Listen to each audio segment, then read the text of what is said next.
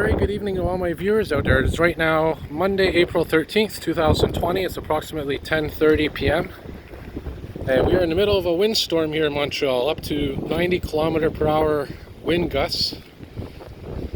And it happens to be garbage night as well, so a lot of this garbage is being thrown around. And I think the last few windstorms have actually been on garbage night, so a little bit of irony there. And I'm just getting my exercise here. I'm out here going for a walk while the pandemic is still going on.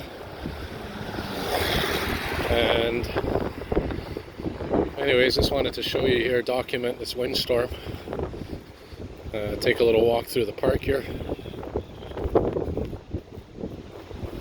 So again, there is a wind warning that's been issued.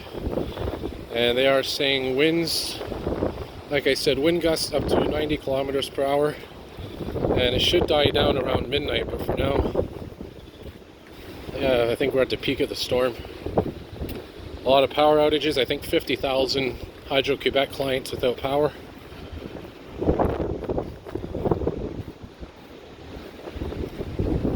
You see how fast those clouds are moving over there.